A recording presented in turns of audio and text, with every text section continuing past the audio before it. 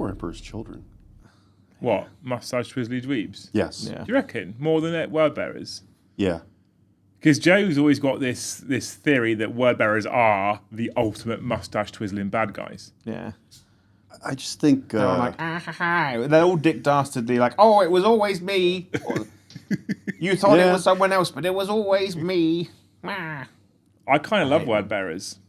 I do. But I think they're a great bad guy, but I think that's why I love them, because I think they're a great bad guy. The Dawn of Fire series has done a lot of heavy lifting in bringing me back to word bearers. Yeah? Yeah. Okay. I've not read the Dawn of Fire series. Interestingly, I haven't read the Siege of Terror series yet either. Because you mentioned about the Siege of Terror last night, about how you would tear up, and I was like, I haven't read it yet. I do. Oh, you hadn't read it? Not yet, no.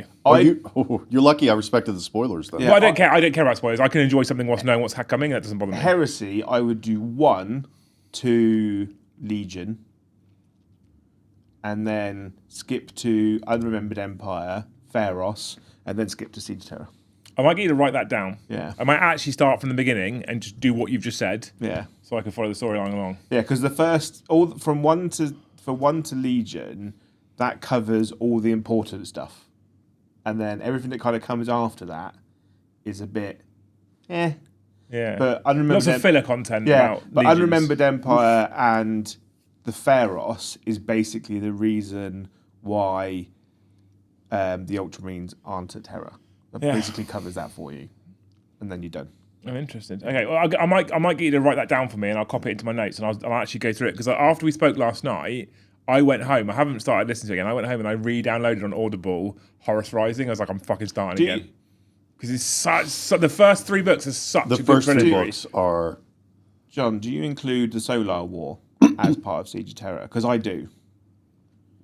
Solar War? The Solar, so like the first wall and all that lot. So Yeah, those are part of the Siege of Terror. okay. They're Because officially... Games Workshop, when the Siege of Terror started, they kind of divided the Solar War and the Siege as 2 separate things. But I've always classed them as one. Interesting. Okay. Well, good afternoon, everybody. Welcome back to the channel. Thank you so much for joining us on this, what is kind of a grim Tuesday. It was a beautiful weekend. John flies over from America. Weather's now shit. Back to British weather. Yes. Yeah. I did wake up and I was like, here's proper British weather. It's England. So welcome back to the channel. If you haven't already, I'm not pressing it. If you haven't already, please make sure you smash all those magical YouTube buttons for us. Hit the like button if you enjoy the content. Smash subscribe if you haven't already. And you can hit that bell notification icon if you want to be notified every single time we go live or drop a new video.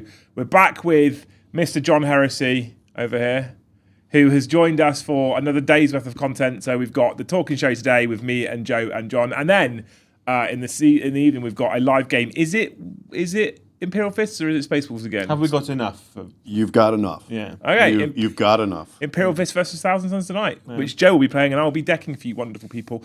And today, what I wanted to talk about, I have no idea. Joe's probably, you haven't read the rule book, you've got no idea. But list building in Heresy 3.0 is different, right, to before? Should we have a book? No, it's totally the same. Oh. Absolutely. Well, so we can end the stream now. We've hit member goal. Yeah. So some people have asked us this question already, I've had people also sending me messages. Paddy, after the weekend, sent me a list of Thousand Sun stuff. He's like, does this look like a good army? I was like, I have no idea. And I said to him then, I was talking to John about it, list building for Thousand Suns was a little frustrating to a point and a bit more restrictive, which I like restrictions on list building. So I said, I genuinely don't know. And I've heard you talk about you can take things and give them things and all that kind of stuff. So I thought that'd be an interesting topic. Now, we did have a comment after last night's stream that said, can you cover for list building Mechanicum and the Solar Auxilia? The answer is no, because we haven't read the Libers for those two yet. Yeah. The answer is no, not now though. I want to do AdMech. I'm really hype about Heresy at the moment, so I would expect there to be future content about Heresy. Probably majority of it is going to move into pre-recorded territory, I suspect, because I think it makes a better pre-recorded game than live. Yeah, but if people were calling for it to be live, we'll do live content. And so what I will do, because we've had that comment, is I will look at how the Solar Auxilia work, and we'll do a video about how you build that army. We'll look at how the Mechanicum work. We'll do a video about how you build that army. And we could do that in the future. Yeah. For the most part today, we're going to be covering the Space Marine Legions, which obviously is, for the most part, what Heresy is about. We've got 18 legions. They've got the Astartes Liber, and we've got the Heretic Astartes Liber. 2 books that cover those off. With all your independent rules in them. Like John said yesterday, what I love about it is if you've got a universal special rule in the main rule book and it's also in the Liber, it lists it in the Liber as well, and it puts it in the same area as all the. They are better laid out. They're not quite where I'd like them to be, but they're definitely much better than last time. Yeah, far better. So it makes a huge difference. We're just going to talk about list building today. If you've got any questions, stick them on Super Chats for us. Don't worry about members. You've done that already. It's done. Completed it, mate. Yeah, Already. So you've got questions, stick them on Super Chats. And today, at least, John has decided to cover his crotch with Joe's squishy. Yes, for the children. Yeah. Is it why? Is it because it's too large? Yeah. I was offending people yesterday. He was apparently. packing massive heat on stream. Yeah. Sat there with the camera looking at his crotch, legs wide open. I like it. Flies down. Yeah. Should I do that? No! I need a much smaller squish bag. We've got decent lenses, Joe, but they're not that good. I don't know. We pulled some good numbers though. We did. It's We did all pull just some good raw numbers. sex appeal, isn't it? I'm glad that the chat picked up on my joke. Yeah. So, list building in 3rd edition, Heresy 3.0. Is it quite different to 2nd edition? Yes, it's very, very different. Because originally, so one of the things I picked up on yesterday was that in 2nd edition, for example, your Lords of War and Primarch couldn't be more than 25%. And then someone in the chat told us yesterday that's actually changed now in Heresy 3.0. And specifically, you can't take Primarchs in anything less than 3,000 points. Well, it's double gated. So it first is a points limit, and then there is a percentage limit. Okay. That you look at the Lord of War and the Primarch together, can't be more than 25%. But still, you have to be 3,000 for a Primarch, or that's for Lord of War as well? At least for a Primarch, Okay. and probably for a Lord of War. But I'd have to check that real quick. Do super heavies count as Lord of War? So like the Typhon, for instance. Is that Yes. I fucking love a Typhon. Yeah, Typhon is back to being a super heavy again after taking an edition off. So there is a specific icon for Lords of War. It looks like a Baneblade tank, and the Typhon is now Lord of War. Okay. So, do you want to? I don't know how you want to do this. I haven't really thought about how we structure this, but list building, you've done it now because you did it for the Space Force, you did it for the Thousand Suns. I assume you've been looking at it for the Imperial Fist as well. I have. Do you want to take us through it, or Yes. me Let and me Joe correct just- myself. I've misspoken. Primarchs are capped at 3K, not at a percentage. Lords of War are capped at 25%. Okay. So that is different than it was in the previous edition. Yeah. So you can take a Typhon in sub 3,000. No, but you wait. can Hold only- on. Oh my god. Hold on. This is confusing. We're trying to The bring 18 Primarchs and a few other powerful warlords, no army may spend more than 25% of its points limits on units with either the Warlord or Lord of War battlefield role. and Warlord would be Primarch, right? They will have that keyword. Yes. Yes. So it is, sorry, you do look at them together. Okay. So no more than 25%. But 3k still for Primarchs, which is I like that. So a healthy amount of points. I like the fact that if you're playing a 2,500 point tournament, there'll be no Primarchs. That's right. I'm a fan of that. And there's an easy way to gate Primarchs out. Yeah. Just set it at $29.99. But it's also down to like player preference, right? So if you're at a tournament, it's easy. You just go follow the rules. But if you go to a mate's house and you go like, I've only got 2,000 points of Space Wolves. Can I bring Russ? And then be like, yeah, I've got 2,000 points of Night Lords, so I'll bring Conrad. Yeah, you could do that. Yeah. Yeah. So you both, because it's an easy way. It's an easy fix, isn't it? Like I know the Primarchs are probably different points because not all Primarchs are created equally. But if you're sub 3,000 points and you both want to bring one, You can. You reach your points and then go, cool, I'm bringing. And we've touched on it a few times. This game typically lends itself to be a little bit more kind of narrative friendly focus. Yeah, because like the Primarchs still did like raiding parties and stuff, didn't they? Is it Wolfspear where he does the raid on the Wolfsbane, yeah. Yeah, where he does the raid on Vengeful Spirit. the Vengeful Spirit. Yep. Incredible book, Yeah. by the way. Russ does lend himself to being a massive douchebag, though. Nope, I won't have it. I love him. Yeah. I won't have it. Cool. So how do we start? So I think you start with the basics, right? Which is that it used to be in Heresy, you had the rights of war, right? Yeah. And that was sort of how they governed army construction. So you had a general force org chart that required some mandatory units to be taken. 1 HQ, 2 troop choices. Yeah. Yeah, like the old combined arms attachment from Yep. 7th, yeah. And then that was generally how things worked. And the Rights of War would do things like make elites choices troops, right? Or it would allow you to give up other selections to take more selections in a different area. So you might give up heavy selections to boost your fast attack and vice versa. So that was sort of how they played around with the force org chart to get the armies to operate the way that they would want them to do to match the Legion, right? So they've sort of gone away from that. Okay. And they've gone to this detachment model, which apparently actually has some roots in the Imperialis game. Oh, really? Yeah. Okay. Which I've never played Imperialis. I haven't played it either. I played the old Epic, but I haven't played the Imperialis game. But apparently this is a similar concept to what they use there. Okay. So they brought it over here. So there are no more mandatory slots anymore necessarily. But if you don't take certain things, you can't unlock other things. So every army starts with the Crusade Primary Detachment, which is your basic high command, which is your praetors now, right? So the concepts of, heavy troops, fast attack, elites, HQ, they're broader now than just that. So you have not an HQ slot anymore, but you have high command and then command. And so your high command is your praetors, your command, or your consuls. I like that. So think of it as like praetor is somewhat of an equivalent of a chapter master. Yeah. And a command is somewhat of equivalent of a captain or even a lieutenant, right? Is this close enough? Am I good? Yeah, you're fine. Okay. Yeah. I'd have moved it if it wasn't. Yeah. Anyway. Okay. Okay. And that's bonus content. Yeah, exactly. Find the paywall. We get to 300 members. I'll just do that all. Don't tempt them. So we start with the primary detachment. Every army is going to have one of these, but you don't have to fill out anything in here if you don't want to, but you won't really be able to build an army without it. So in addition to those HQ slots, they give you 4 basic troop choices and then 4 transport choices. So transports are no longer an option that you purchase tied to a unit. So it used to be, if you wanted to buy a tac squad, you had to buy a Rhino for them, and they were locked into that Rhino choice for that unit, right? Now transports are sort of their own thing. It's very similar in 40K. Yeah. They have differentiated transports a little bit. We'll go into that a little bit further. So that's your primary detachment. And we'll talk about the prime slots. You'll see these sort of spiky symbols around the circles of some of these units. We'll get to that in a little bit. Spiky symbols. So from there, you have 3 other choices that you can make to add additional detachments. The first one would be the auxiliary detachments.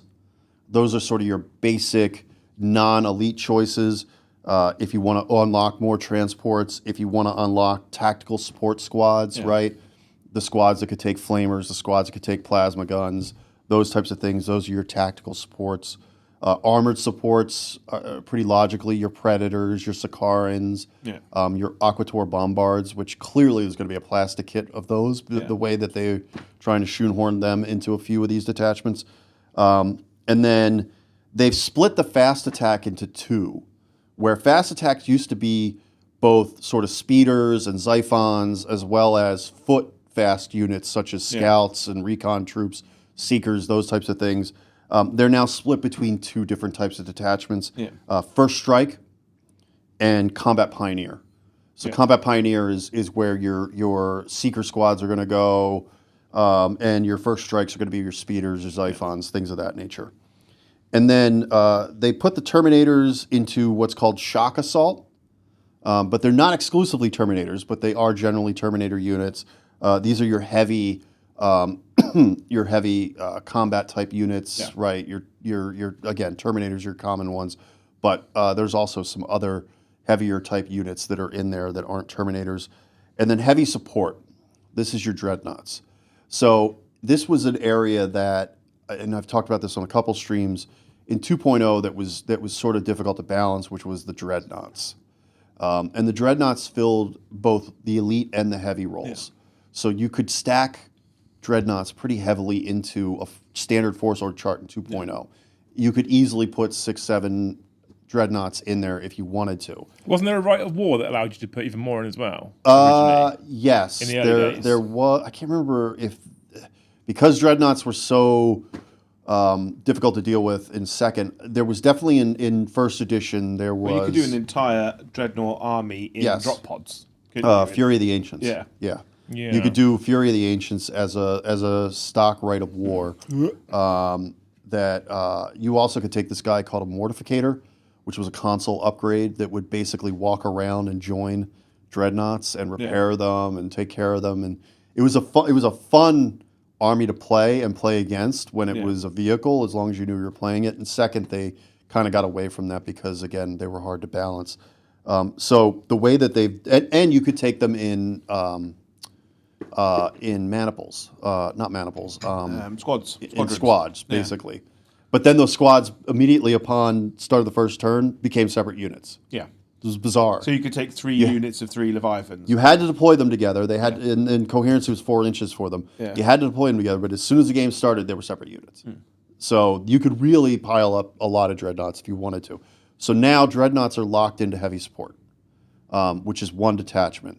And any type of dreadnought can go in there, right? Saturnine, Leviathan, Contemptor, Daredale, but they're locked into 1 choice, 1 detachment, generally in a standard detachment. Does the box dreadnought still exist in Heresy?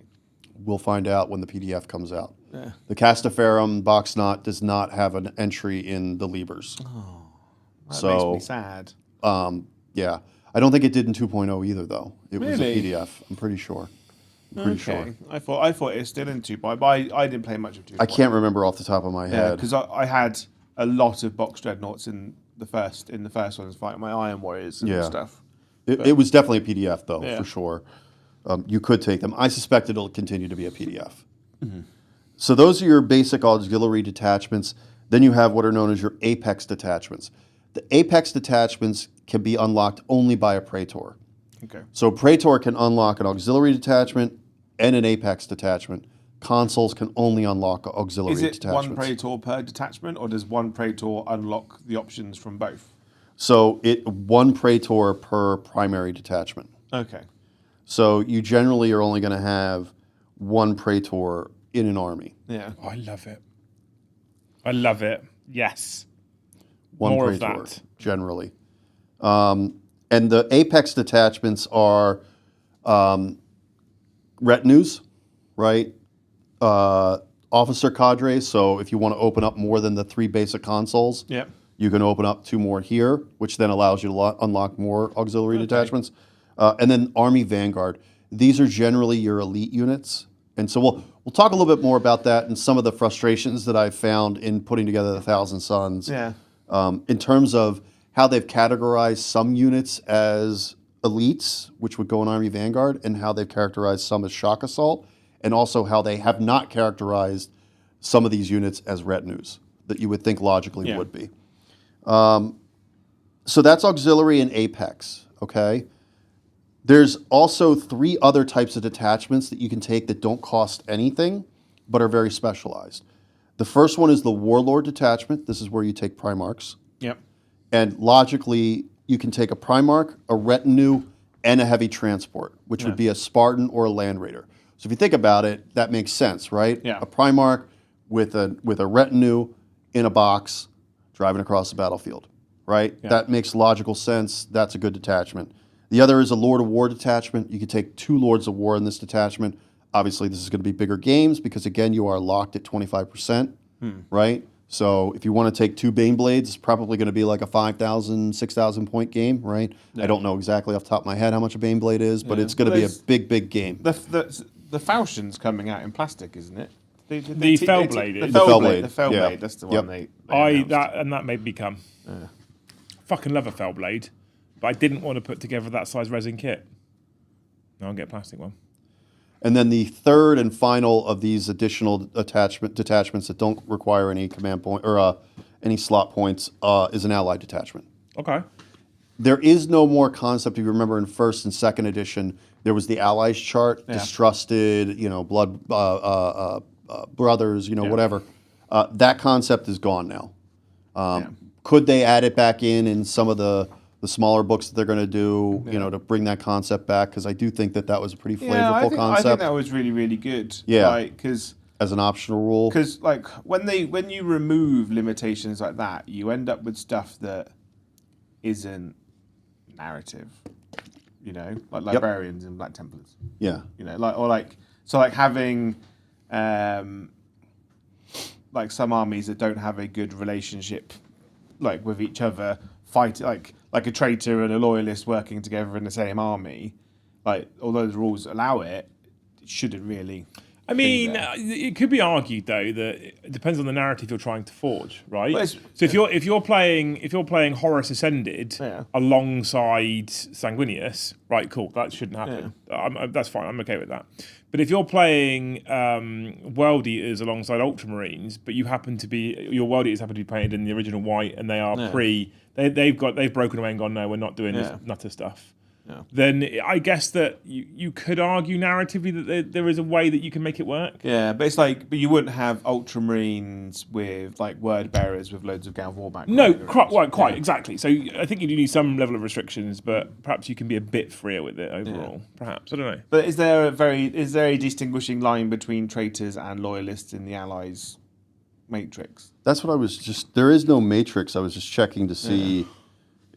I would think somewhere they've gated so that you can't put loyalist traitors together as allies, right? Logically. I haven't found it yet, but I imagine it's in there. Would it be in the Libers? It might be in the Libers. We don't have the Libers. We do have the Libers, but they're a PDF, and I'm not logging in now. Yeah. So we'll take a look at that, because I will talk a little bit about that, because the Libers do add additional detachments. Yeah. Okay. Not only specific to legions, but overall specific to Space Marines. So we'll talk about that in a little bit as well too. But generally, the Allied detachment, I think, has to align to the same loyalist traitor, right? That the primary detachment would be. And the Allied detachment, you can also, it's capped at 50%. It can't be more than 50% of the total army, right? So we're playing a 3,000 point game. Allies can't be more than 1,499 points, right? By using the consoles, there's no Praetor option in an Allied detachment. By using the console options in the Allied detachment, you can unlock other auxiliary detachments of the Allies. Yeah. But because there's no Praetor, that means no Apex detachments will be available to you in the Allies matrix. So. Okay.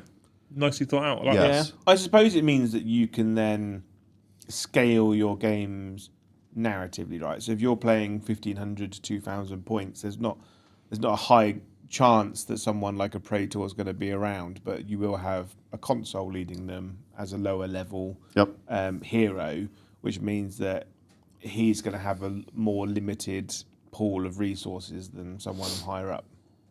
Yep. Which makes sense. It does. Yeah. It does. One thing I would caution, the pictures that represent the different roles in the detachments can be a little misleading and apply to all armies. So there are not customized pictures that will represent Solar Auxilia, Custodes, or Mechanicum. They're all going to align to what these primarily Space Marine ones look like. So it can be, at least as I've begun to put these lists together, a little counterintuitive, because as I'm going to talk about, some of the Terminator units are actually elites, which look like standard power armor Marines in the profile of them, versus Shock Assault, which look like Terminators, and there are some power armor units that are Shock Assault. So it's going to take a little bit of learning when you get into the specifics of the legions, which ones fill out which slots, and they sometimes aren't as intuitive as you would think that they would be. But just scanning this list just to make sure I've kind of hit them all. So yeah, we've talked about all these different types of unit roles that fall into the different detachments, right? So what I've done when I've been putting the armies together, because right now, new recruit, battle scribe, quartermaster, obviously don't have the 3.0 armies in there just yet. Yeah, there's no word of a GW one, is there, at all? So no. That is not going to happen. It's all going to be third party.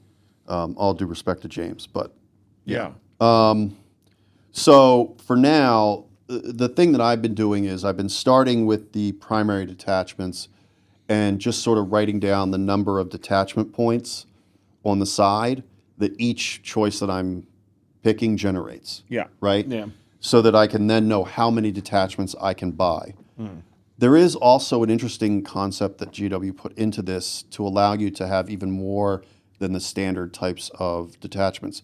So if you take a console, if you just take a straight up console, they have a special rule called Officer of the Line 2.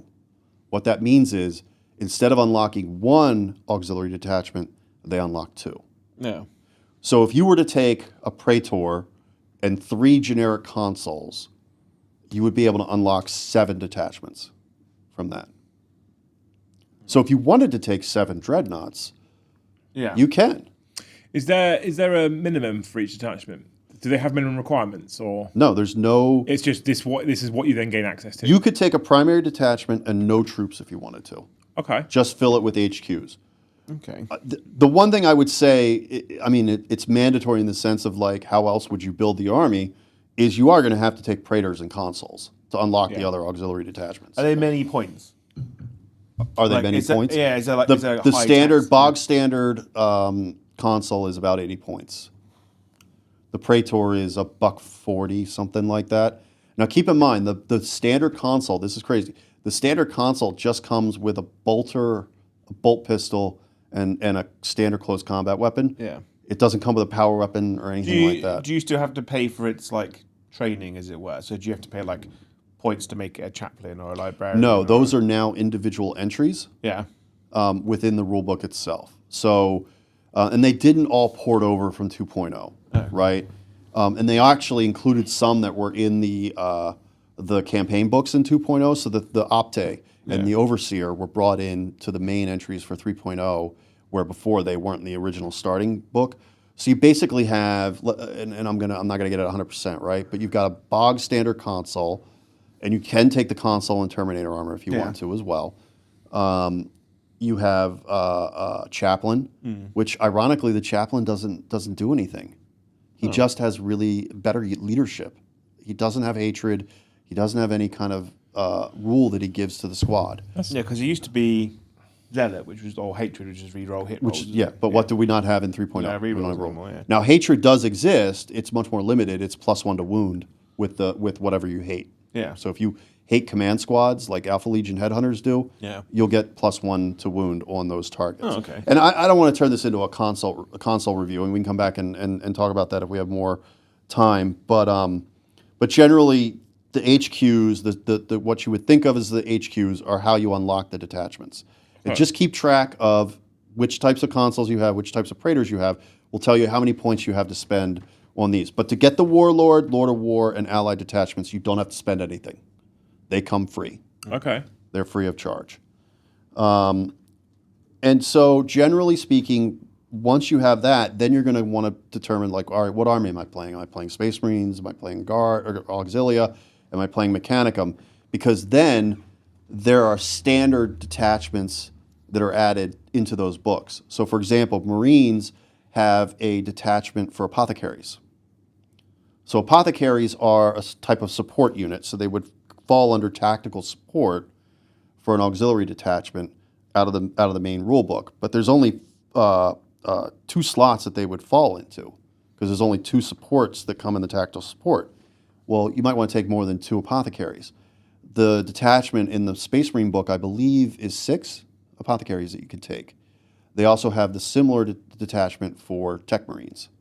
So you can take Tech Marines as a standalone detachment for either 6 or 8. I think it's 6. So that, I imagine in the Mechanicum and Guard book, they'll have similar type specialized detachments that will allow you to take more of those types of things. So yeah, the Apothecary detachment is 6. The Tech Marine detachment is 6. You can take a Recon Demi Company, which opens up more scout type squads and then does pair it with 1 speeder type squad, right? So before, where I said fast attack used to occupy both speeders and foot type units that were fast. Yeah. This is a way to kind of get back to that a little bit. There's a storm battery detachment, which gives you support squads, but specifically to the rapiers, along with bombard or vindicator siege tanks. So they've tried to give you more flexibility by creating these bespoke detachments in the army books. So that's helpful to some extent. Okay. To be able to do that. So, hey, there's a problem here. Rather than changing the main framework, let's give you additional bolt-on to your framework to make that then work. That makes sense. I like that. In a way, kind of trying to synthetically create what the old Rights of War did when it comes to legions. So when you, in addition to these sort of general auxiliary detachments, if you go into, I think I'm in the Loyalist book. Yes, I'm in the Loyalist book. So let's go to Space Wolves, right? Woo! Sorry, it's a PDF, guys. It just takes a minute to I complained flip about through this to Games Workshop yesterday. So they have a specialized auxiliary detachment called Bloody Claw. Yeah. And we did use this in the game because it opens up troop slots for Grey Slayers only, as well as 2 shock attacks, which are your Terminators. Yeah. So I can combine Grey Slayers and Terminators into one detachment. Because remember, I don't have to take troops under that primary detachment if I don't want to. So I can use this to put troops in with the Terminators if I want to. It's a bit of a weird tax, though, isn't it? Really, because if you have to take that primary detachment and you take your characters in it, but you don't take the troops, you have to pay for a Praetor to unlock another detachment that is going to put all your infantry. So you're basically, he's like a weird tax on his own, really, isn't he? Who is? Like the Praetor, the consoles for the primary detachment. They are attacks. Yeah. For sure. Yeah. Remember, you don't have to take a Praetor if you don't want to. The Praetor will only unlocks auxiliary and apex. Yeah. So there are ways to get around it, if you will. And some of the Space Marine auxiliary detachments do open up smaller numbers of elite slots if you want to. So there was one I didn't cover that has 1 elite slot in it. Yeah. And remember, I said the only way you could get elite slots out of the main rule book was an apex detachment. Yeah. Through Space Marines, there are ways in the auxiliary detachments, either Legion specific or in that one generic one, that gets you elites. So you wouldn't have to take a Praetor if you don't want to. So otherwise, it's like a weird series of like, I have to take this guy to unlock this, and this one will then unlock that kind of thing, and then to support that, I have to take something else to unlock that. So as long as there's like a auxiliary, just like I could take one of that one thing without taking the full detachment, probably makes sense. the other thing we haven't talked about that I'll mention are prime slots. So think of these as sort of mini warlords traits. So like I said, in some of these attachments, there's a circle with a border around it that look like spikes. Each one of those represents a prime detachment or a prime slot. That means you can give that specific unit in there an upgrade. So there are generic upgrades within the main rule book. So for example, one of the prime slots is called Master Sergeant. If you give that to a unit that has a sergeant subtype within it, right? Say a tactical squad, because in the primary detachment, one of the troop slots is a prime slot. You can upgrade that sergeant to a Master Sergeant. He gets +1 attack, +1 weapon skill, +1 leadership. Just that one guy. Just that one guy. And now you can only do that once per detachment. Yeah. But generally speaking, you know, that's going to be a prime trait that I think a lot of people are going to take. This one is really good because one of the consoles is also a prime slot, and you can only give this to somebody that has command. Is logistical benefit. Logistical benefit allows you to pick one other battlefield role to add into that detachment as well too. So say you wanted to add a Kratos tank to your primary detachment. You take a console, you give them the prime upgrade of logistical benefit, and you can add that heavy's choice, just that one heavy choice, not the whole heavy detachment, but one armored support unit choice into that primary detachment.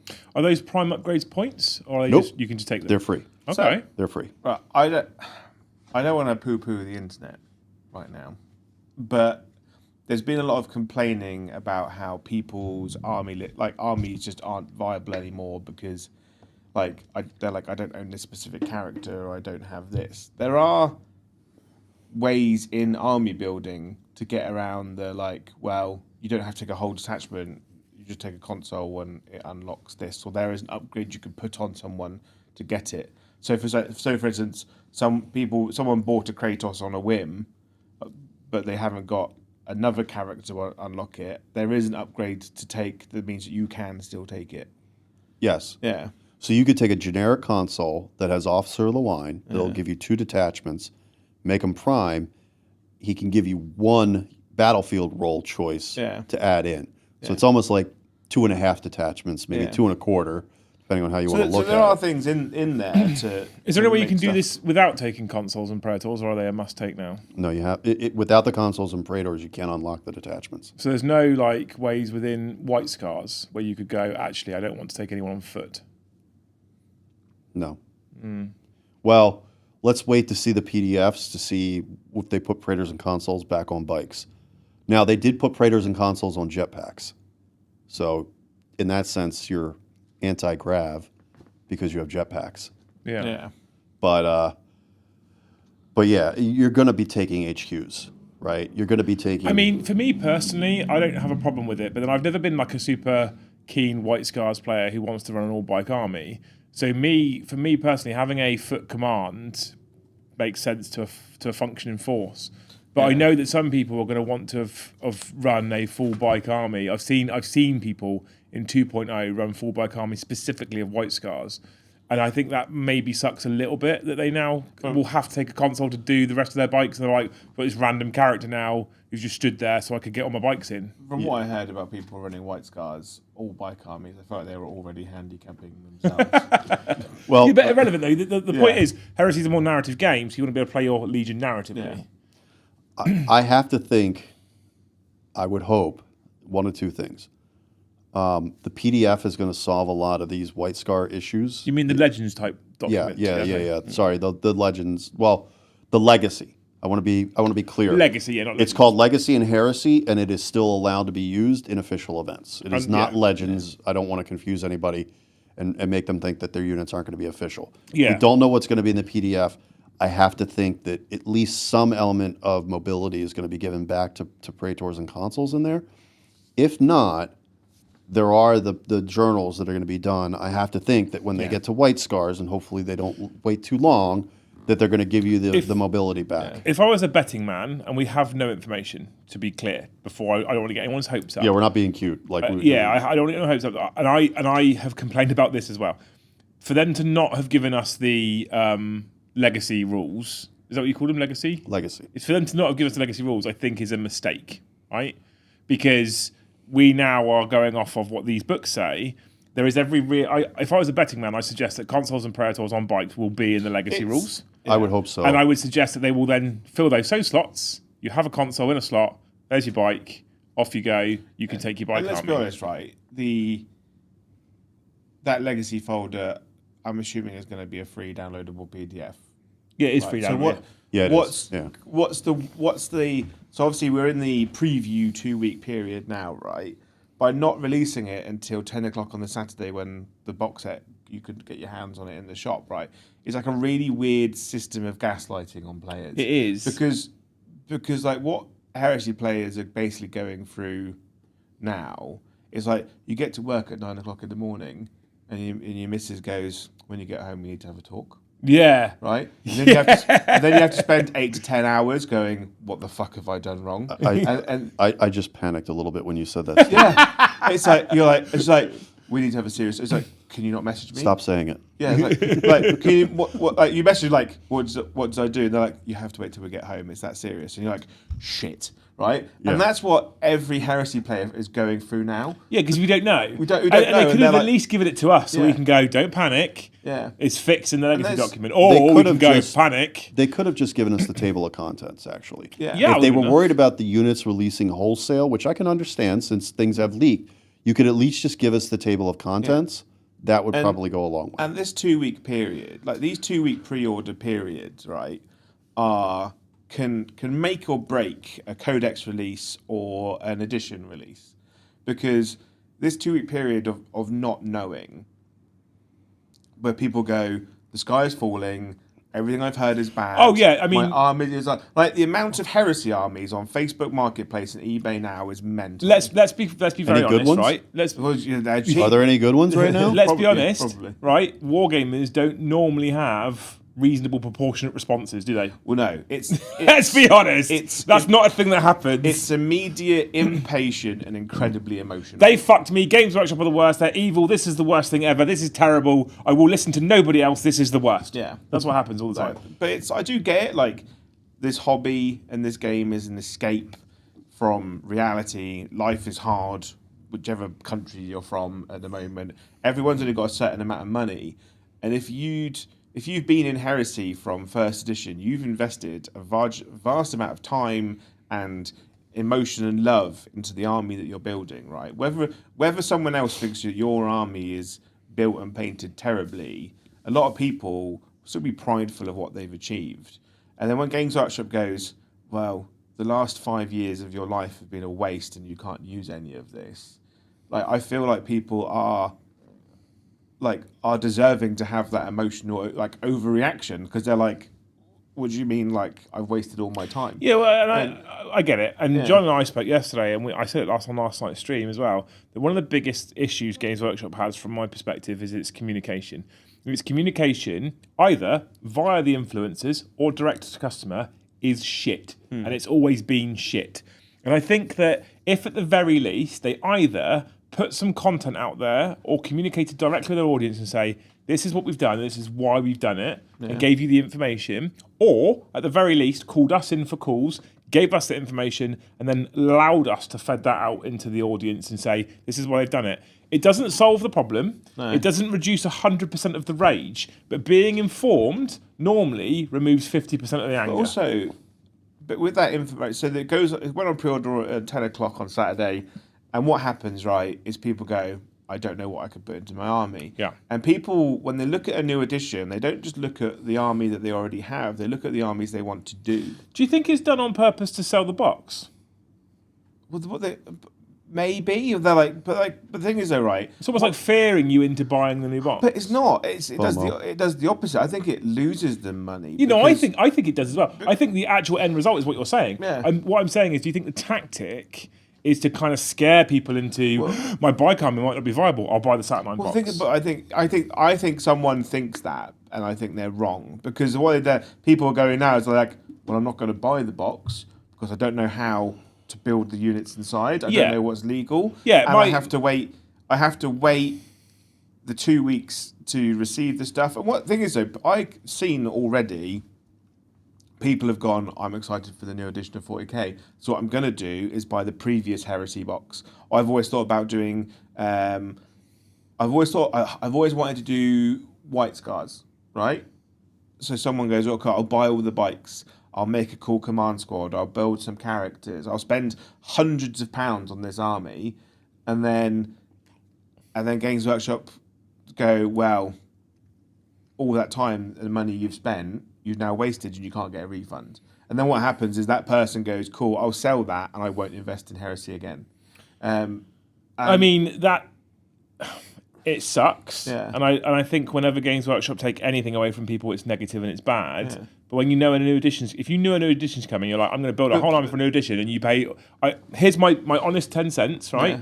If you go, there's a brand new edition coming, I'm going to buy a whole army based on current rules and build this new Legion or this new army or this new Eldar army, and then a new edition comes out and goes, we've taken some stuff away from you, and your army no longer functions, and you throw a hissy fit, you knew a new edition was coming, that's your own fault, that's on you should have waited. But there are people also that do this without knowing the new edition's coming. Yeah. I feel sorry for them, right? Because that's an innocent, I'm building a cool army now, and now it's invalid. The one thing I will also say is, for everybody in this situation is, and this is us included, wait until the PDFs are out.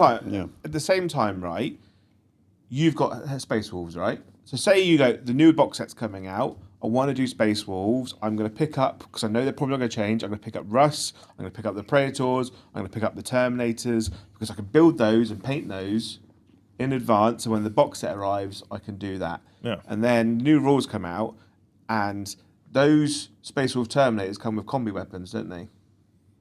Which apparently they don't have access to. Which Space Wolf Terminators? The resin ones. No, they're just bulk Stormbots, aren't they? Apparently, there's a bunch of Terminators that come with combi weapons. You're thinking a Gorgon bolt. The You're thinking Gorgon of one, yeah. yeah. So an Iron Hands player goes, I'm going to buy the Terminators, build what comes in the box, and then Games Workshop goes, well, you bought them, and you've built them, and you've built everything that comes in that box, and now it's not legal. Same for like the Javelin Speeders. You're buying a resin kit, and you build what comes in the box, and then Games Workshop goes, psych, the boxes aren't. Yeah.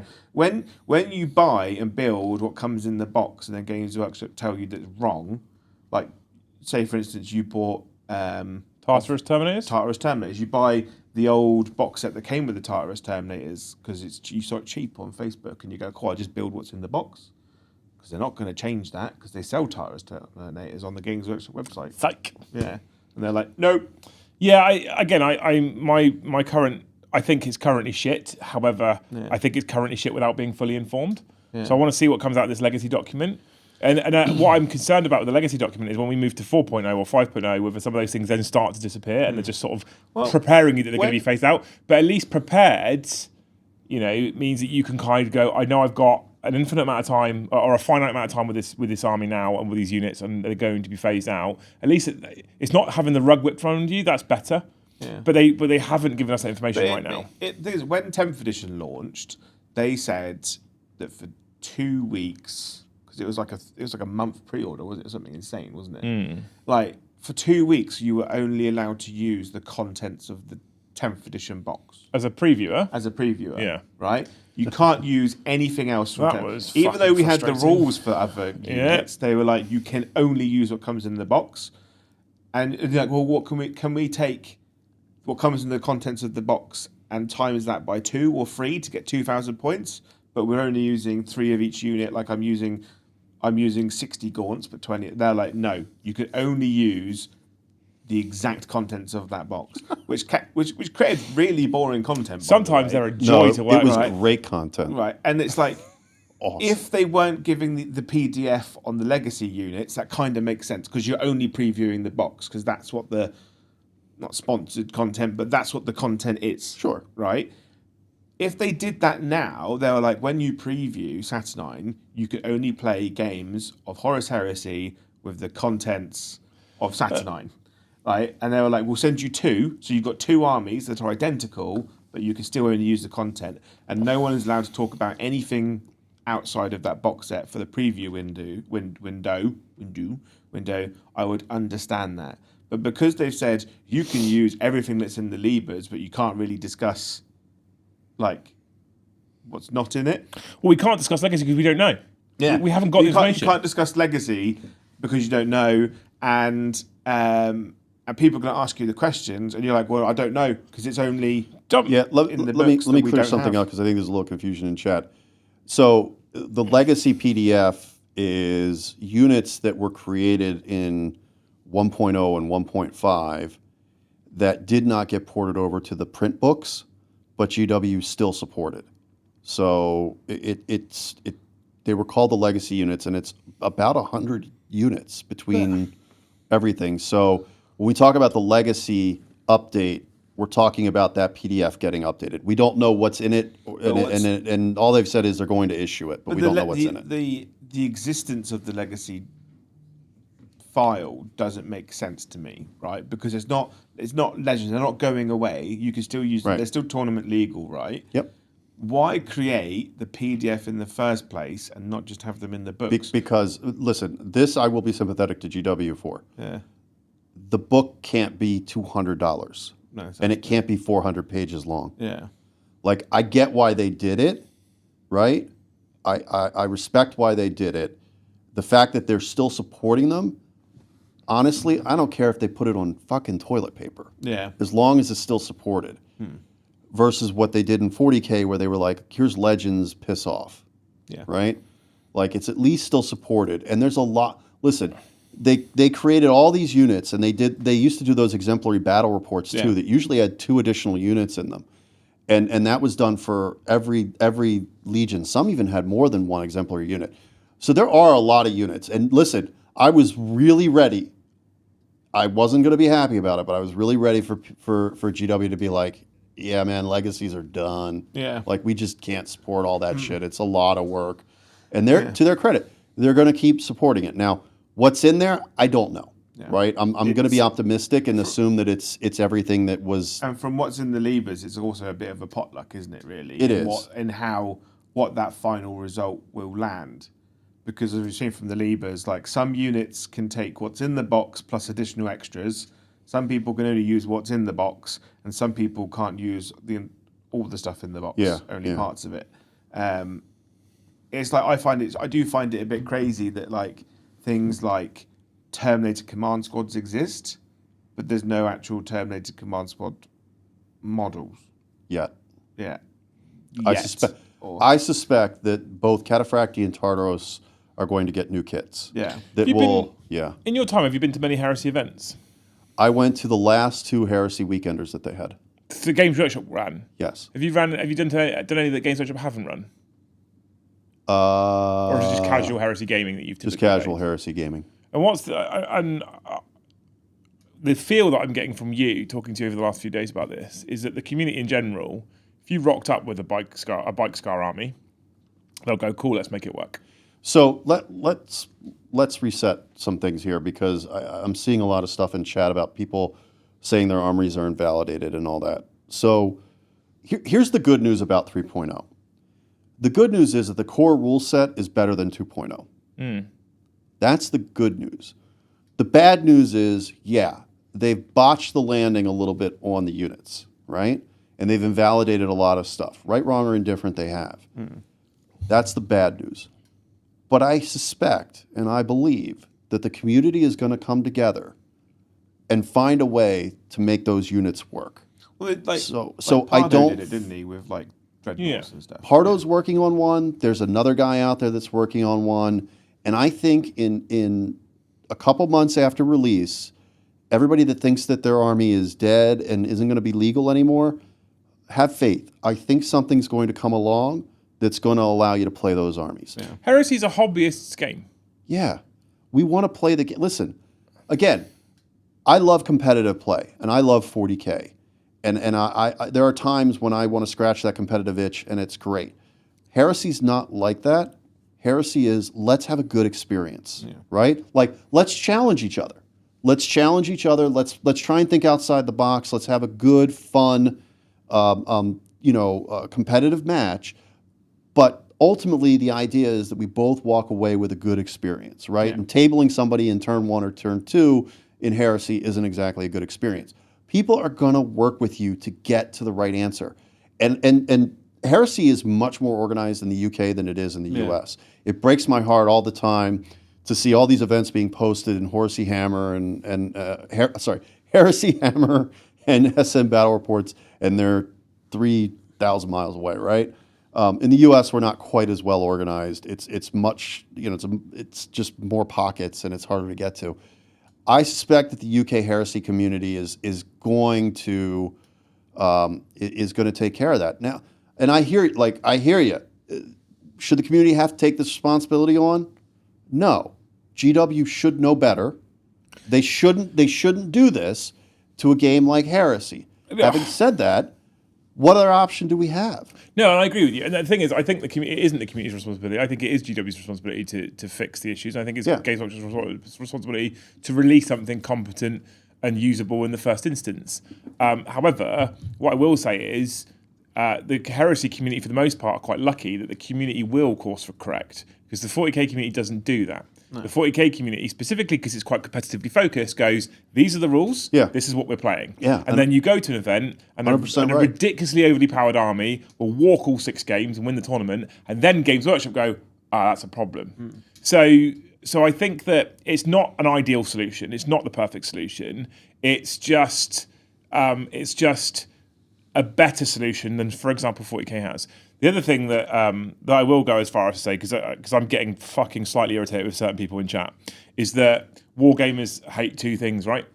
The way things are and change. They hate change, and they hate the way things are. So people, and the wargaming community is pretty bad for that. They will just piss and moan no matter what. Listen, if people are mad about this, they should be. If they feel upset about this, they should be. It's justified. And it's justified. My only point is, and I speak from being in this hobby for a long, long time, despite the fact that I'm only 28 years old, is that this will work itself out, and your army will not be invalidated. But obviously, everybody has to go through their own process to get there. And I'm sorry that you have to go through this process. It shouldn't be this way, but I promise you, you will have a good time in 3.0. We're going to figure this out. And the core rules, like you say, the core rules are better. Core rules and are they're better. solid. Yeah, they're better. You know, they introduced some new mechanics, and good on them, right? We don't want to just play the same game for 20 years. Some new mechanics. I think they're pretty good. Come check us out this afternoon. Yeah. Get to see some of those core mechanics in play. I think you'll have a good time with them. Games Workshop is a very slow-moving ship. It can be. It's a container ship. That takes a very long time to course correct. Yeah. And fine. I will. get that, because if you make knee-jerk reactions, you can cause issues in other places, right? Like, you do want to see some data. You do want to make sure that you catch everything. We could argue you could do that on the front end, but whatever. This is the model that we have. We work within it. I'm cognizant of the time. I do have a hard stop. No, I know you do. It's fine. You probably want to recognize or talk through some super chats and shit. We'll let Joe use the bathroom, and then we'll fire through. So real quickly, there's a couple things I want to hit until the hope machine comes back. But one of the things that is a little frustrating, and one of the things I wish they would change in army construction that I was running into, is the specific units, elite units within the legions. For example, the Templars or the Sekhmet Terminators. Things that you would traditionally think of as being retinues for Primarchs. I would have liked them to have put a rule in that if you take a Primarch, they can change one battlefield role for infantry to a retinue. That way, because like I said, the Primarch detachment is a Primarch, a retinue, and a box, a transport, right?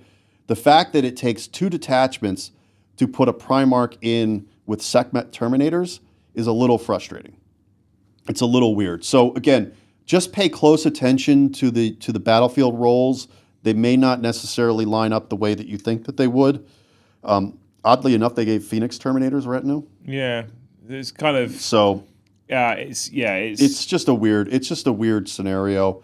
It's not evenly distributed, it seems, at least. What I will say, I've had a glance over how to build. I don't know it anywhere near as well as John knows it, and he's still reading out the book because we're kind of still learning. And you can see from that rule book in his lap, right, it's a thick tome, not including the Libers, which are also thick tomes. I will say, from a new player's perspective, who doesn't have a current army from a previous edition, I really like the list building mechanics. I really like the rules. I really like the core rules. I really, like I said to you last night, I really love things like Line 2 or 3 and Vanguard 2. And I love those kinds of mechanics. I think they're really, really good. And I think they are helping units feel like they should feel. So a certain unit running through an objective, speeding through they should maybe be able to hold objectives. That's not what they're there for. That's what line infantry does. It holds and fortifies a position. Your shock troops don't typically do that because they're shock troops. And I think they've done a good job of representing that. Like I say, I'm starting... Joe's doing my Spaceballs. I'm starting my own Sons of Horus Legion. And I think looking at how the army's constructed and thinking about having to build a command for my Legion and having to build a core line infantry for my Legion, I love the way that this is put together, significantly more than I like the way the 10th works right now, for example, I agree. for this building. I do wish that they had given Officer of the Line to some of the console Legion-specific units. And for example, there's a sorcerer you can take for 1,000 Suns, right? That's supposed to represent the console equivalent for their army.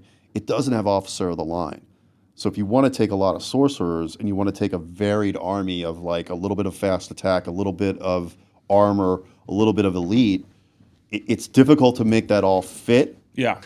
Because otherwise you're stuck taking generic consoles that you can't then upgrade to sorcerers. I mean, you can give them a minor arcana power, but I do think that there is, in addition to the retinue thing, I think there is an opportunity to introduce Officer of the Line to some of these Legion-specific captain console type entries that I'd like to maybe see them consider in the future to make all list fixable building things, though. easily fixable.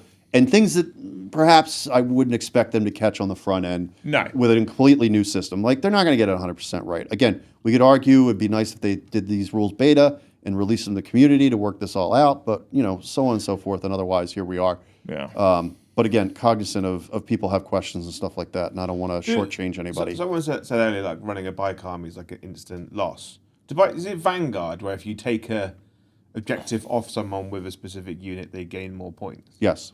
So do like bikes? Bikes have Vanguard. No. Oh. No, it's usually the shock assaults that have it. Oh. The Terminators and stuff. Because they seem like a unit that's primed for Here's taking the thing about bikes. They can't hold objectives. Cavalry can't hold objectives. Oh. You mean the thing going 100 mile an hour can't stand on an objective? No. Weird. Imagine that. But that also means they can't contest objectives either. But they're the unit that you would use to clear an objective, like to get to an objective. Yeah, to get I off it. don't. I will double check that for you, Joe. But so what happens narratively in the Horus Heresy? Do White Scars bikers just do donuts on the objective whilst they're holding it? In fairness, I haven't had a chance to look at the White Scars. Yeah, but in Check out SN Battle Reports or Heresy. in the Hammer. books though, they do get off their bikes. They're not Yeah. stuck to it. Well, then they're not on bikes, then, aren't they? They're infantry. Yeah, but they just ride their bike there. Like, Right. Yeah. I'm going to do the questions first, chat, and then we'll say thank you to the members, because if we get through the questions, if some of them are for John, if we get through the questions, we can do the members. John's got a hard stop at 3 because he's got another call he's got to jump on. Is that 3:30? He doesn't understand half 3.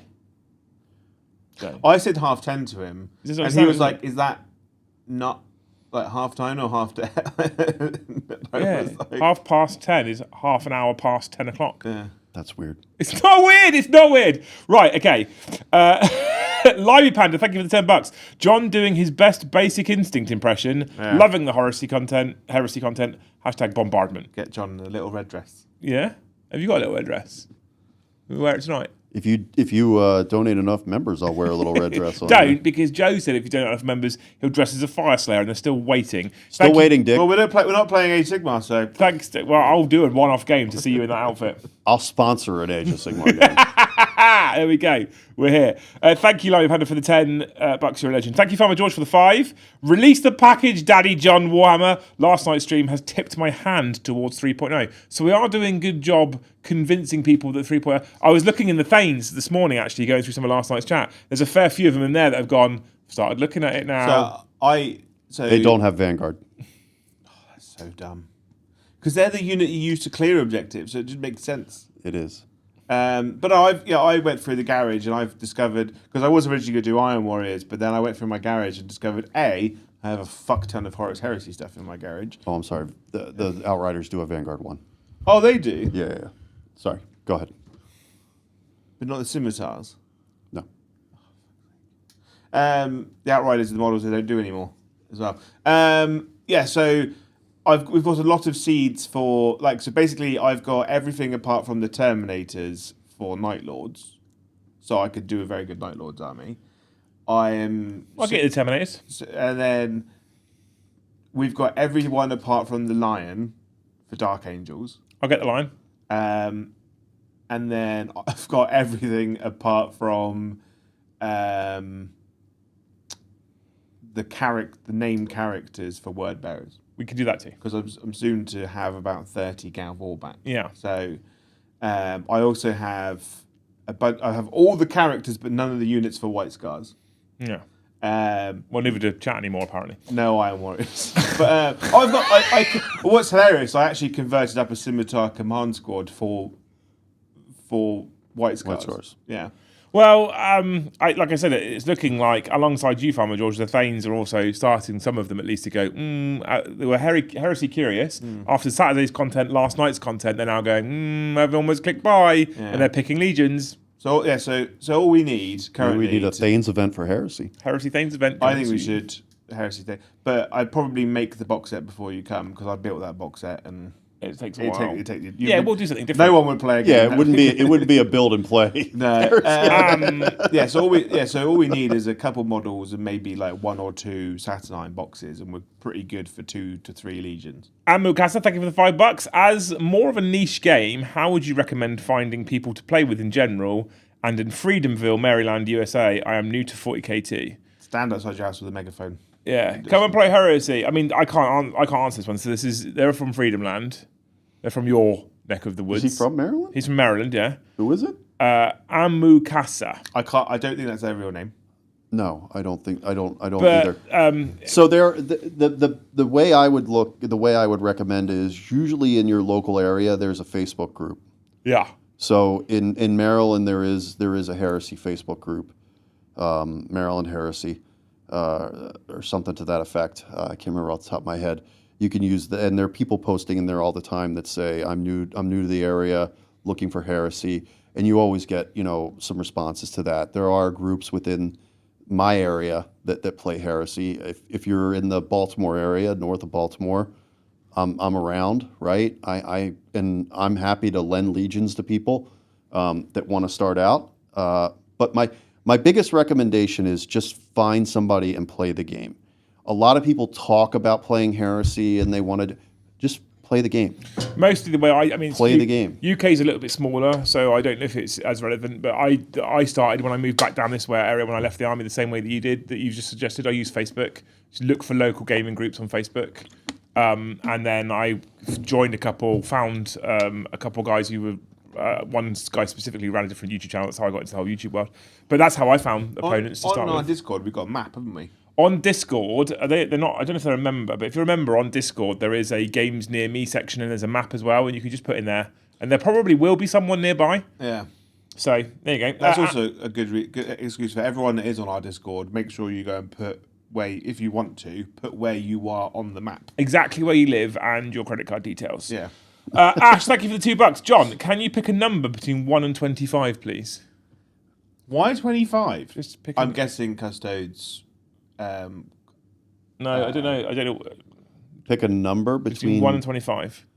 13 and a half. 13 and a half. There you go. You didn't say that'd be a whole number. He didn't. Lively Panda, thank you for the $5. World Eaters that aren't crazy and loyal to the Emperor, question mark. What's next? World Eaters with heavy bolters? Yeah, in Heresy. You can have those. You can do it. It's the thing you can do. The character who had the heavy bolter in Black Legion, he used the plasma cannon. That's why he's got no hands. Thank you, Afro Chef, for the $5. Shout out to John. He let me play with his gargantuan Squigoth once. Real nice dude. I miss Titan games, but the memories live on. Look for a new club coming soon. Yeah. We're trying. Yeah. Yeah. Is that where Afro Chef knows you from? Titan Games? Probably. Oh. Well, he says he missed Titan Games, so I assume so. What's that? He says he misses Titan Games, so I assume so. Yeah, we all fucking miss it. Yeah. So, are you on that Maryland Facebook group? Can he find you there so he can The find Heresy one? Yeah, you can find me there. You can find me. Is he a member? Yeah, find me a on Discord. Afro Chef's a member, I think. Oh no, he's not got a membership thing next to him. He's not a member. He fucking hates us. Don't reach out to John anymore. He's not a member. He doesn't want to know now. Yeah. I'm on the Facebook group. You can find me on the Facebook group. Grim Dark Mark, thank you for the $10. What about Solo Auxilia? Is that just Horus Heresy on hard mode? I love Guard and would love to build my narrative armies from 30 to 40k. So Joe wants to do a non-Space Marine army and he wants to do the AdMech because it's fucking gorgeous, the AdMech stuff. I actually really want to do a Solar Auxiliary army at some point as well. Is that hard mode or is it just a different way of playing? So I don't have as much experience playing Solar Auxilia. I wouldn't say it's hard mode to play. It's a little bit more challenging to hobby. What did I do now? It's just you set a price for him selling his Sakaran to one of our followers. I thought my dick was hanging out again or something. So again, Solar Auxilia, I think is more of a hobby challenge than a gaming challenge. Yeah, it's easier now that it's in plastic. I will tell you, it was probably the most expensive army in the history of GW to do a Solar Aux army because they were something like 6 points a model. Yeah, and we play 3K. Yeah. It was ridiculous. It's a fucking, now it's all in plastic as well. It's a fucking pretty army as well, isn't it? So next time I come, Liam, I will bring Mechanicum. You will probably kill me and steal that army. That's how beautiful it is. So this is Meda's one?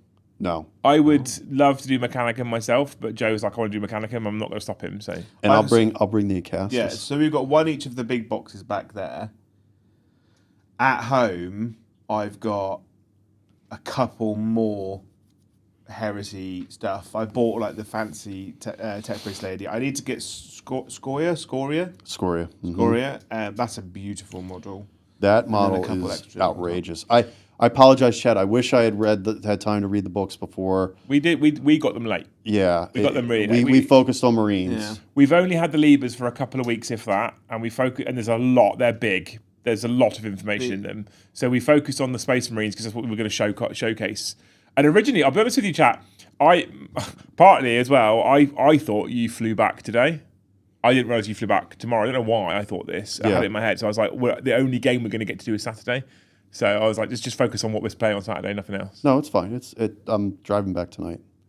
So. My plan. Not home. I'm driving to the airport. I'm actually thinking about doing AdMech in my own spare time as like a little project kind of thing. Well, you can have the studio models. Yeah.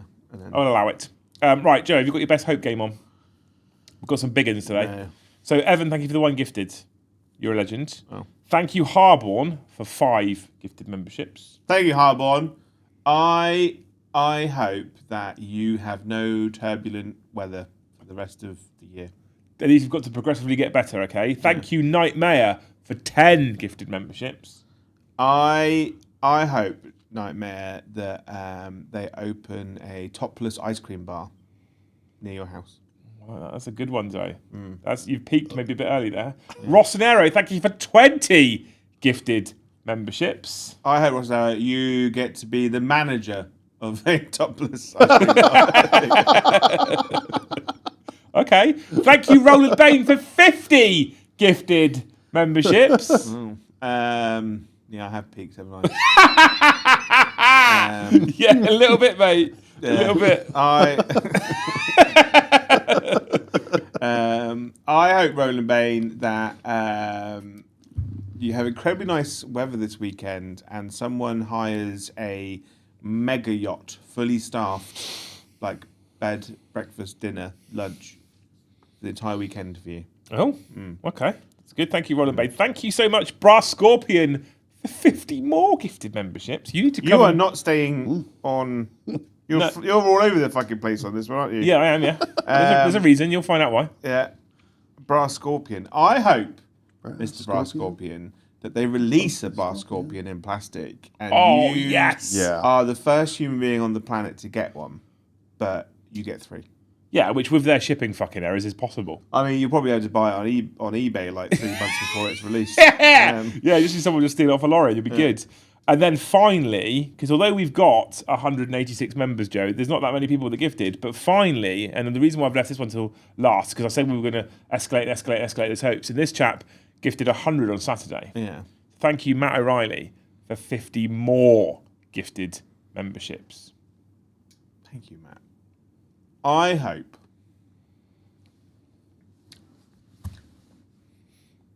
that you have, within, I don't know, a 10-minute walking distance from your house, a hobby mega store opens up near you. Next to a topless ice cream bar. Next to someone's ice cream bar. And they have like 50 tables of nice painted Games Workshop terrain. No MDF, no 3D printed stuff, all stuff. And they're open all the time, and you can just play whatever you want for free. You get. And the staff of the topless bar go and play in there. Yeah, it's starting to get better now. Because I was about to say, I know I was going all over the place with the hopes. He's had so many, yeah. Matt, because he's a very generous fellow. You know, I can't just like. Can't phone that one in. Yeah, he's like. Got to put some effort into it. You got to have some nice, like having a topless bar, like ice cream bar near you. You're only going to go to it very. He has also. irregularly. The thing is, right? He's suggested a topless ice cream bar for a long time. He hasn't mentioned if the staff are male or female. Well, that's the I thing. was waiting for you to bring that up. You have to cater for everyone, Liam. So Yeah. right. So, I mean, because I don't want people to think I'm some kind of chauvinistic pig. I mean, you are. So, like, you know, you got front of house and back of house stuff. Yeah. Obviously. Yeah. Right? So, someone's got to clean the tables. Incredible. Fill in the rest. I honestly, chat, to round this show off, I hear the concerns, I get the concerns, I understand the pain, I understand the complaints, and I understand the upset. I'm not saying you shouldn't feel those ways. I'm not. But I mean, let's be very real about this. It's Games Workshop. They're not going to change. They're going to continue to do what they think is right, and sometimes that means some things go away and some things stay. And I'm not saying that I think they're making right choices. Like I say, I understand the pain, but I think that there are a couple of ways people can behave. And I think that for the short term, being angry and upset is perfectly fine. Yeah. But I think after a while, you need to question whether it's still worth putting the energy into that, or whether it's worth thinking, do I still want to play Heresy or not? And it might be that your answer is actually, they've hurt me too many times, I don't want to play anymore. It's perfectly valid and perfectly fine. Your answer might also be, I've put my energy into being angry, I've done the angry, I'm going to move on. Because actually, I do believe genuinely, from what I've seen so far, what I've read so far, and what I played on Saturday, and from having conversations with this man, that 3rd edition Heresy is actually a very solid, good game. And I genuinely believe that even if no one else on the channel joins in, Joe and I are going to have a lot of fun with Heresy 3.0. I want to do a lot of Heresy. And also, like, Games Workshop have made the mistake by delaying this PDF. I think it should have already. We should have had it already. I do. But hopefully, when they go, here it is, everyone looks at it and they're like, oh, they fixed my problem. I mean, I'd like to. I don't think that's going to happen. I think that might happen for a lot of people, but I don't think it will happen for everyone. I think a lot. But also, like, news travels fast, right? There's Games Workshop do something like every business in the world every couple of months, and it really fucks everyone off for a solid 2 weeks, and then everyone forgets about it. You know, like people get upset for stuff, and it lasts no time at all. Remember when Death Guard were the most broken thing in the game for a solid month, right? And it's the only thing people talked about, and people were losing their minds, and they're like, the sky is falling, everything is terrible, I'm miserable. But like after 3 weeks, something else came out, people just forgot about it. No one's talking about it. I think the thing is though, Joe, I think often we're talking about the vocal minority. That are the loudest shouting people, that are often the most extreme in terms of mood swinging. But the thing is, they're the people that are in our faces all the time on social media. Yeah, no, they are. Social media is not filled with incredibly balanced, well-minded people. No, it's not. No. And the ones that are balanced and well-minded typically aren't ranting on social media. No. They're like, God, I'm so evilly minded about this. I must tell everyone about how I'm just fine about this. Like, no one's doing that. And we should start doing that. They fucking would. We should start doing that. Yeah. That'd be The thing great. is, though, what I see, the thing is, like, I stop myself from doing that on social, because I don't want to be that person that goes onto social media and be like, you're all being a bunch of bitches, calm down. No, you can't, because if you say that, right, Yeah, you'll you just get just- called a shill. And the amount of times I've gone and I've made the mistake of going to a Facebook post where the original post, like the poster has gone, this is awful, life is terrible, Games Workshop are evil, we should all set fire to Nottingham, right? And then everyone's having an argument, and sometimes I'm going like, you just need to calm down. It's not as bad as you think it is. No, that's and not the how it problem works, is they're like, oh, we've all now got a joint enemy that we can focus all of our hatred on. You can't tell people to calm down, because on social media, if you agree, if you think everything's fine or everything will be okay, one, you're a shill, and two, you're clearly a fucking idiot for not agreeing with that one person. Yeah. Because you're not allowed to have your own opinion. It's like, I see the amount of stuff at the moment over the new Superman. Right, they're like, Henry Cavill's the best, or this person the best, or this film's terrible, this film's really good. And I'm like, I don't think that we need to be having these in-depth discussions about Superman. Did you go to the cinema, eat popcorn, and have a good time? Yes, no. I don't think people arguing over which Peter Parker is stronger or more smarter than other Peter Parker. You know, just watch the film and enjoy it. It's the arguing that gets me. I have no problems with people having the opinion. Yeah. I really don't. I have no problems with people being upset and being angry at Games Workshop currently. I have no problems with people having an opinion whether 3.0 is good or bad. I have no problems with any of these opinions. It's much like the Android and Apple debate. I have no problems with person A going, I much prefer Android, and person B going, I much prefer Apple. But what I don't like in the world of social media is why those two people need to convince each other why the other one's wrong. Yeah. That's not what needs to happen, right? Just have your experience, enjoy your lives. That's I the don't thing. agree, to be honest. Right? That's you know, and people being angry, people telling us that they're angry about it. I'm okay with that. but the That's thing part is- of our job as people, as personalities in the community. People saying I'm really pissed off. Tell me, I'm happy to hear. But there will have to come a point where you're gonna have to calm down and kind of reevaluate and go, do I want to keep playing Heresy or do I not? And both are valid options. No one's forcing you to play it. If you stop playing and you have a nicely painted army, post it. We've got a PO box, right? Don't set fire to it and film it. Just put it in the post. Send it to us. But you're amazing. You're awesome human beings. Thank you for hanging out and watching the show today, and thank you so much for all the gifted. We ended on 186, which is mad for a Liam and Joe show. So soon, what's going to happen is Joe's going to fly back to America and bang your missus, and you're going to stay here. I wouldn't do that to Joe. I've never been to America though, so No. I didn't know I hated Joe. if it's all expenses paid, then you know. Well, no, sacrifices Well, will be see, made. if I had brought Harry over, yeah. we could have put you in the case and left Harry here. Okay, that's fair. You know, they don't fly high enough that you would suffocate, do they? I don't think so. But you're all amazing human beings, so thank you so much for your generosity. Tonight there is a live game of Horus Heresy. Joe is now going to be taking command of a legion, and he's going to be playing with the Imperial Fist that was kindly lent to the channel by the amazing Chris Galloway a while ago. Can't wait to get them on the channel. Plus, a special appearance by Dawn that has been loaned to us by Meadows Miniatures. Check out Meadows on YouTube. He's on YouTube, isn't he? He's on YouTube, YouTube and and Heresy Instagram. Hammer. Yeah. And Instagram as well, right? Instagram, Yep. Yeah, check out Meadows Miniatures. He's the one who painted the Dawn. We'll shout about tonight as well. And John's going to be commanding the Thousand Suns again that you saw on Saturday. The Thousand Suns Imperial Fist tonight. So look forward to that at 7:30. And that'll be the last time you see John until he flies away on his jet plane and comes back again at some point in the future, hopefully. Well, can I give a shout out for Friday? You can give a shout out for whatever we're now allowed to talk about. Yes. I got confirmation from Adrian. I will be on Titans Friday at 3 p.m. Pacific time. Okay, which is 8 hours behind us. Yeah, 2 in the morning, I believe, right? Or no, One. midnight. If it's 3, it's an odd number, isn't it? 8 hours plus 3. You say 3 p.m. Yeah, Pacific time, so at 8. 15. 1 1 in a.m. the morning? Yeah, 1 I in think the it's 1 morning. a.m. Yeah. Yes, And if you are on the East Coast, it's 9 or 6. 6 p.m. Isn't it? I think, yeah. 3 hours difference between East and West, isn't You're it? making me nervous that I got this. We'll be playing Iron Warriors. I'll be helming the Iron Warriors against Brian Pullen's Salamanders. You'll have to watch it on demand because I know how much you love the Iron Warriors. 3 p.m. Friday. Well, the thing is, I'm normally awake at that time anyway.